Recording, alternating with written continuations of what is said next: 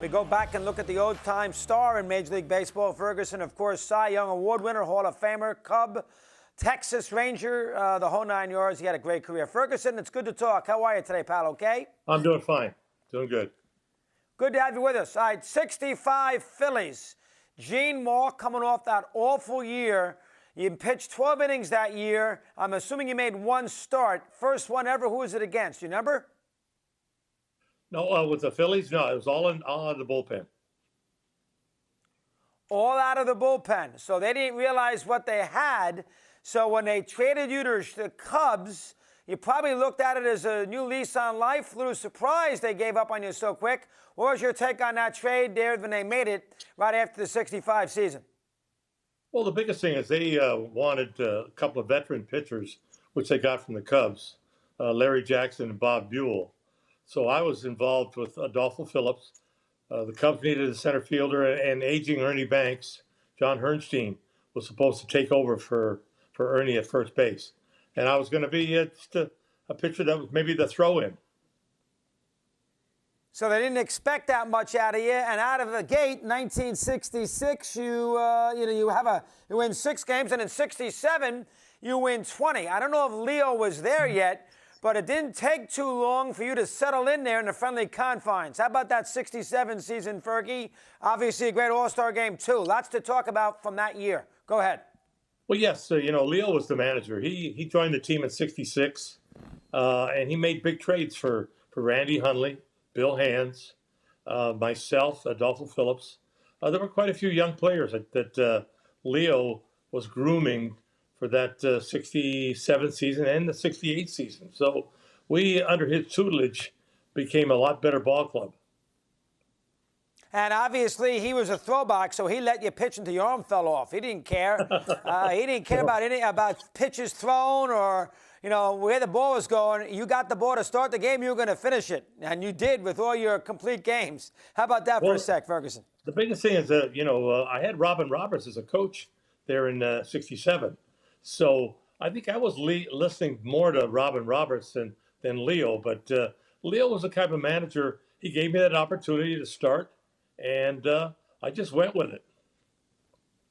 Sure did. How about getting used to the pitching in that ballpark? And everybody talks so much when the wind blows out. The wind blows in a lot, too. So, I mean, it's not like every game's 10-8. And you probably got accustomed to Wrigley Field to your advantage pretty quick there in that '67 season. How about that? Well, early in the season, the wind blows in April, and then in May, June, the wind blows across, then out. You can't do anything about the atmosphere, the weather. So I just had to conform what my strength was, and that was to pitch guys in and then down. And I was a pretty good pitcher to pitch down. And I had a good slider, good running fastball, and things kind of worked for me.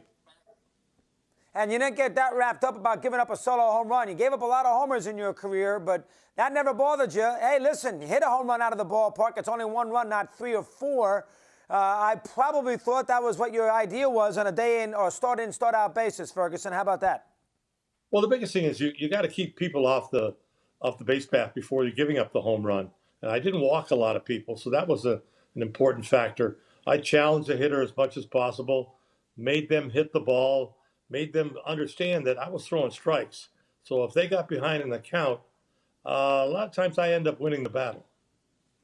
You sure did. All right, '69. Everybody says Leo wore out the team. Didn't use his bench properly. The Mets caught fire. We understand that. You guys had a big lead in mid-August. Did Leo wear out that Cub team there trying to chase down a pennant in 1969? I think that the bullpen got used more than they should have. We, I think, early September, really didn't score as many runs as we should have. And unfortunately, things like that happened because we were scoring 4 or 5 runs a game. And unfortunately, that stopped mid-September. We scored runs, but not enough. Yeah, and the Mets just caught fire. Always have heard that, Billy Williams loved Leo and vice versa, but Leo had a problem with Banks. Is that true? Yeah, he looked at Ernie. He was an aging ball player. He had a bad hip, and he wanted to replace Ernie with so many different first basemen. We had Lee Thomas, We had John Herrnstein, as I said, John Boccabello. It just, and Ernie would always come through. When Ernie pinch hit, he might hit a single, double, and then you had to start playing him. And Ernie would continue to play. Unfortunately, I think because of his age, Leo wanted to put a younger ball player at that particular position. How about that? All right, I skipped over and I should have. 67 All-Star game, 3 great innings. You're a young pitcher, first ever against a big American League lineup. American League, the National League ends up winning in 15 innings, 2-1. You pitched really well that day, Ferguson. How about that great thrill? Let's hear. Yeah, it was my first All-Star game. I had a lot of adrenaline going. My first hitter I faced was Mickey Mantle. I was really fortunate enough that he took a call, strike 3. There was a lot of players that I had read about, and now I've got an opportunity to pitch against them because we didn't have interleague play. So All-Star games is the only time you're going to face a guy like a K-Line, a Brooks Robinson, Mickey Mantle, Harmon Killebrew, Oliva. So that was a lot of fun. And Mantle, first guy you ever faced. Who gave you more trouble, Mays or Aaron? Probably Mays. Hank Aaron was the kind of guy that was a line drive hitter. I had a lot of opportunity to pitch against. 11 years I pitched against Hank Aaron. So from Milwaukee and then with Atlanta, he was a tough out. But I think I won the battle a lot of times. And then May, all right, 71, was that you? I know you won a Cy Young that year. A lot of times pitchers win a Cy Young when they didn't really feel that was their best ever year. Yeah, I mean, you won 20 games, basically 6-7 years in a row with the Cubs, then another 20 with Texas. Was 71 your best season overall, pound for pound? Ferguson, thoughts there? I think it started off in spring training. I was healthy. I was healthy all those other years. But the biggest thing is we started the season, and I think opening day, I beat Bob Gibson in 10 innings. And I kind of thought that because of the fact that I'd gotten in such a great shape, was able to pitch 10 innings, especially in Wrigley Field, that I thought that season was going to be big. And it ended up being big for me. I ended up winning quite a few ball games. I ended up outpointing Tom Seaver. He won well over 20 games himself, and ended up winning the Cy Young. Yeah, how about that? I looked it up, too. I didn't. My buddy Nate did. 2 home runs and 70 at-bats against Hammer and Hank. That's pretty darn good. Good for you. All right, the trade to Texas. They get Bill Madlock, and Madlock was a great hitter who had won 2 batting championships, and you go down to Arlington. Did that shock you? Give me some thoughts on that. Go ahead. Well, I was the first player traded. I was traded in November, which is, most of the time when they have the winter meetings in December, this is a lot of times the trades are made. So I was traded in late November. I had said to myself, there was nothing wrong with me. They had put in the paper because I didn't win 20 games. I think that year I only won 14 or 15 games. I got traded to Texas, a last place ball club. And I had a great manager, Billy Martin. And I try to confront Billy and tell him, hey, you give me the ball, I'll win some ball games for you, which he did. Hab 25. That's a good one because Morton and DeRocher are very much alike. Pepper Potts, tough guys off the field, same kind of player, sort of overachievers, know the game inside and out. Fascinating that you played for those two. Do I have the similarities right there, Ferguson, or not? Oh, yes. Yeah, they were almost similar. I think the biggest thing is they didn't like excuses. They gave you the ball. They expect you to go out there and do your job, which I tried to do as a pitcher. Especially in the American League, we had the DH. I had Alex Johnson from time to time as a DH and Jeff Burrows. But all I did was pitch. Go out there and pitch, do your job, and win ball games. And I was very fortunate enough the team really played good defense and offense for me. And I ended up winning 25 games that year. I ended up getting shut out 7 times. If they'd have scored more runs, I could have won maybe 30 ball games that year. Well, how about that? It finished second to the Cy Young. How about pitching in Arlington with the hot weather and pitching in Wrigley Field outdoors in the friendly confines? Those days, no lights. Give me the differences there. Well, you can't do much about playing in certain situations. Arlington, it was warm, well over 100 degrees quite a few times. Humidity is from time to time was similar to Wrigley Field. Day baseball, you're going to run into humidity. I enjoyed the heat. I wore a long sleeve shirt, a lot of times long underwear. I try not to let that particular situation bother me because I tried to stay in shape. I ran all the time between starts, and it was like a four-man rotation we had in Texas, similar to Chicago. And just Billy Martin was similar to Leo. Just let me pitch. I was going to win ball games. And you did. You go to Fenway. Do you like pitching in Fenway Park? I mean, with the wall and left, you probably took that to your advantage, and you won ball games there too, Ferguson. How about the couple years in Fenway? Well, Fenway is similar to Wrigley. It's small, had a win factor from time to time during the summer months. We had a good pitching rotation. We had Louis Tiant, Rick Wise, Bill Lee, and myself. And, we can't score runs for everyone. That year, I think it was Louis. He probably averaged maybe 5-6 runs a game. Rick Wise, and we got starved from time to time, 2 or 3 runs. But I enjoyed Fenway Park. It made you think, similar to Wrigley Field.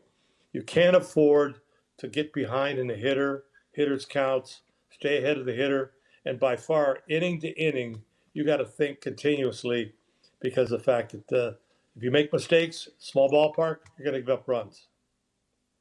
Think about it, too. You unfortunately never got a chance to pitch in a postseason game, and you had the 2 great pennant races, 69 Mets, and everybody remembers 78. They forget 77. The Red Sox and Yankees had a very good pennant race in 77. Reggie played great late, hit some home runs.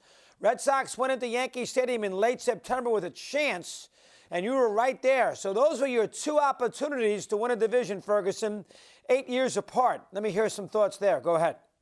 Well, I thought we lost the pennant race when we went to Chicago. We had a 2.5 game lead, and Leo changed. It wasn't Leo. Don Zimmer changed the pitching rotation. Right. He took Bill Lee, myself, and Rick Wise out of the rotation. We had a 2.5 game lead, and when we left Chicago, we were tied with Baltimore, and the Yankees were a half game in front. And I think the Yankees didn't lose the lead after that. But I just thought that if he hadn't changed that rotation, things might have been different. I think we got the Yankees out pretty good.